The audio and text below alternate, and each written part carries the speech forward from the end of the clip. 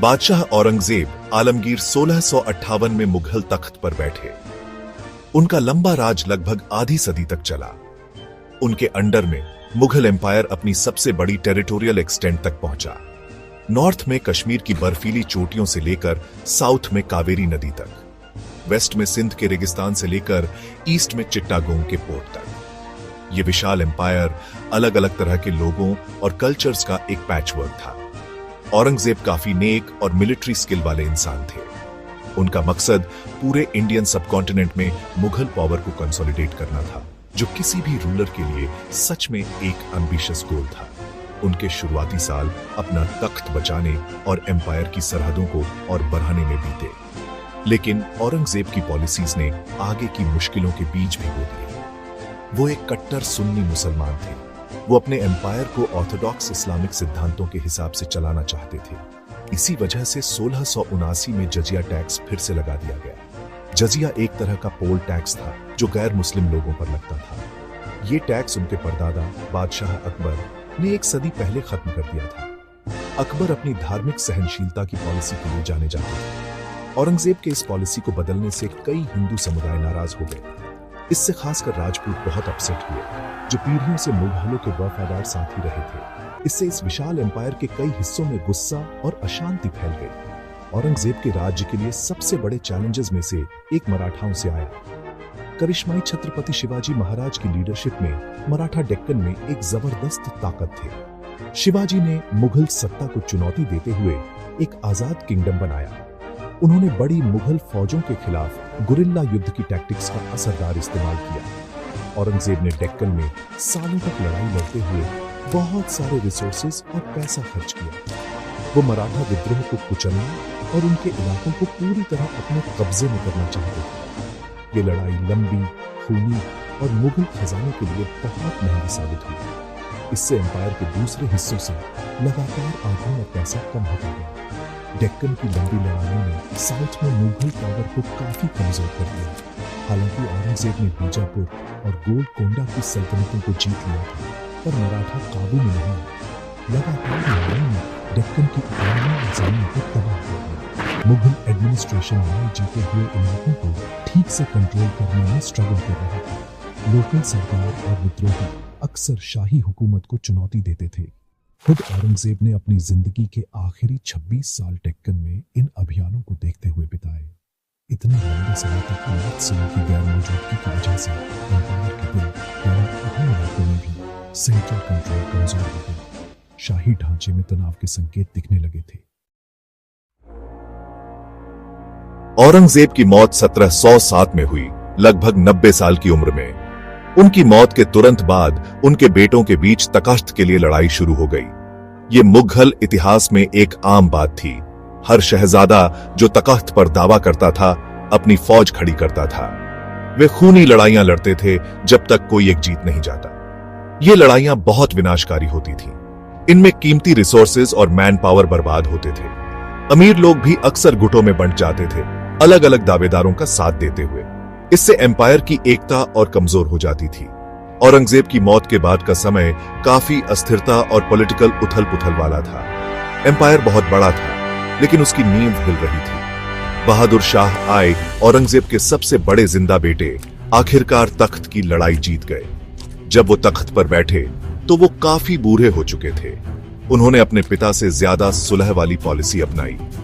उन्होंने राजपूतों और मराठों को शांत करने की कोशिश की, लेकिन उनका राज्य छोटा था, सिर्फ 1712 तक चला। उनकी लीडरशिप भले ही नेक इरादों वाली थी, पर वो गहरी जड़ें जमा चुकी प्रॉब्लम्स को ठीक नहीं कर सकी। शाही सत्ता पहले ही कमजोर हो रही थी। लंबी लड़ाइयों और औरंगजेब की सख्त पॉलिसीज का असर दिख रहा था। खजाना खाली हो चुका था। फौज लगातार लड़ाइयों से थक चुकी थी। एम्पायर का जोश ठंडा पड़ रहा था। बहादुर शाह आए के बाद कई कमजोर और कम समय तक राज करने वाले बादशाह आए। दिल्ली में सेंट्रल गवर्नमेंट लगातार बेअसर होती गई। ताकतवर अमीर, जिन्हें किंग मेकर्स कहा जाता था, दरबार पर हावी होने लगे।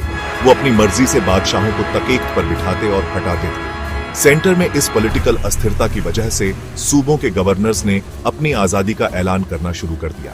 बंगाल, अवध और हैदराबाद जैसे सूबे असल में आजाद किंगडम्स बन गए।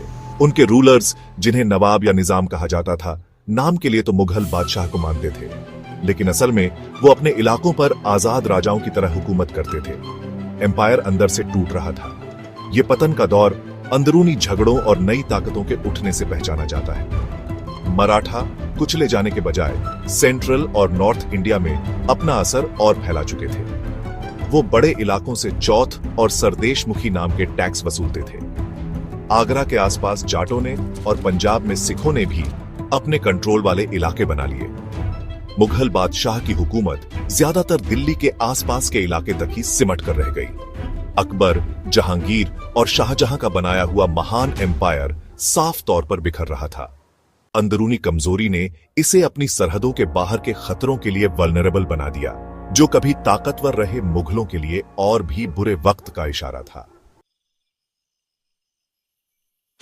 कमजोर होते मुगल एम्पायर ने जल्द ही विदेशी हमलावरों का ध्यान खींचा। 1739 में पर्शिया के रूलर नादिर शाह ने एक भयानक हमला किया। वो नॉर्थ वेस्ट के सूबों से बिना किसी खास रुकावट के गुजर गया। मुगल फौज अंदरूनी फूट और पुरानी टैक्टिक्स की वजह से कमजोर करनाल की लड़ाई में बुरी तरह हार गई। फिर नादिर शाह दिल्ली में घुस गया। शहर जो कभी मुगल एम्पायर का हीरा था, उसे बेरहमी से लूटा गया। कई हफ्तों तक दिल्ली के लोगों ने भयानक जुल्म सहे, घर लूटे गए और हजारों लोगों को बेरहमी से मार डाला गया।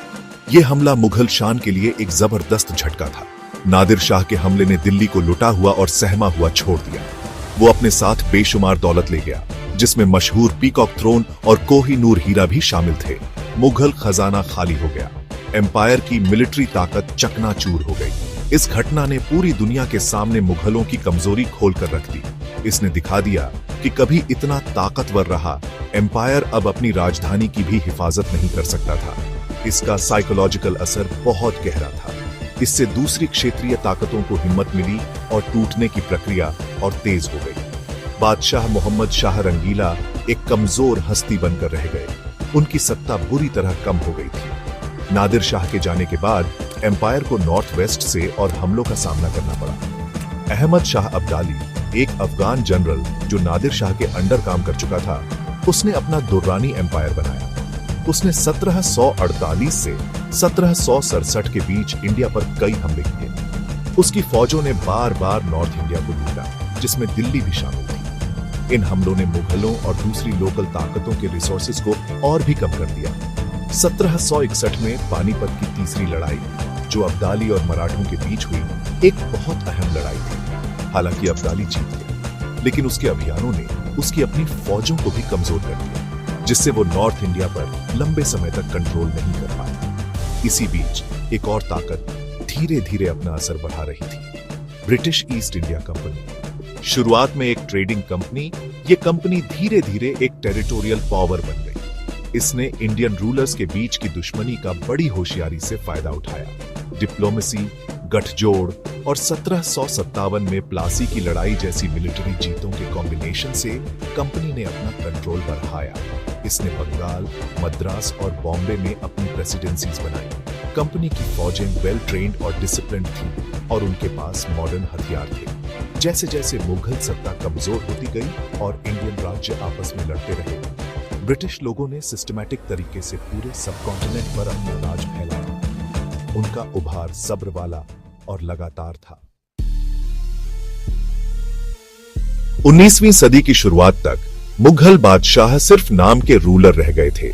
उनकी असली हुकूमत दिल्ली के लाल किले और उसके आसपास के इलाके तक ही सीमित थी। वो ब्रिटिश ईस्ट इंडिया कंपनी से मिलने वाली पेंशन पर जीते थे।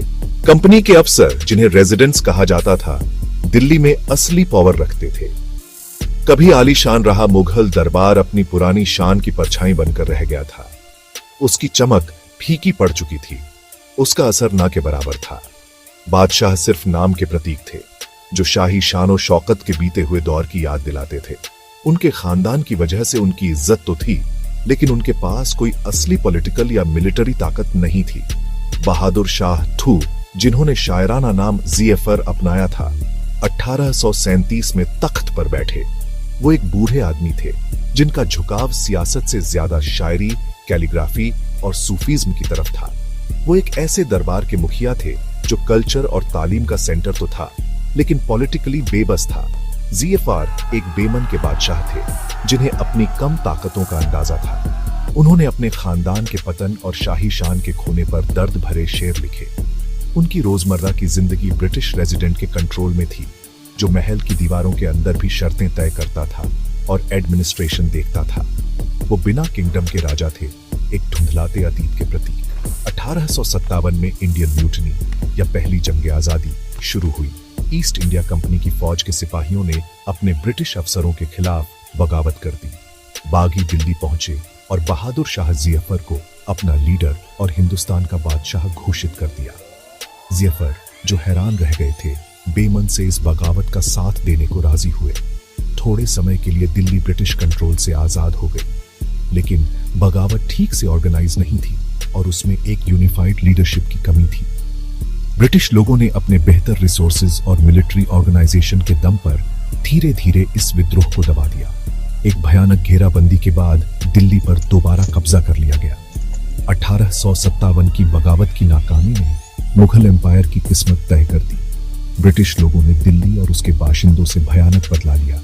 बहादुर शाह ज़ैफर को गिरफ्तार किया गया और उन पर देशद्रोह का मुकदमा चलाया गया। उन्हें ब्रिटिश बर्मा के रंगून में देश निकाला दे दिया गया। उनके बेटों और पोतों को पकड़कर मार डाला गया, जिससे शाही खानदान खत्म हो गया। 1858 में ब्रिटिश पार्लियामेंट ने गवर्नमेंट ऑफ इंडिया एक्ट पास किया, जिससे मुगल एम्पायर को फॉर्मली खत्म कर दिया गया। ईस्ट इंडिया कंपनी का राज खत्म हुआ और इंडिया सीधे ब्रिटिश क्राउन के कंट्रोल में आ गया। इस तरह इंडिया में मुगल राज का लंबा और शानदार अध्याय, जो 1526 में बाबर से शुरू हुआ था, बहादुर शाह ज़फर के साथ एक दर्दनाक और दुखद अंत पर पहुंचा।